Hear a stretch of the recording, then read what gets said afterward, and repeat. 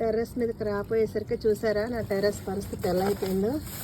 Terrace video చేయకి చాలా రోజులు అయిపోతుంది. చూడండి ఏ విధంగా కలుపులు వెలిగేసి మొక్కలన్నీ కూడా ఈ విధంగా అయిపోయాయి.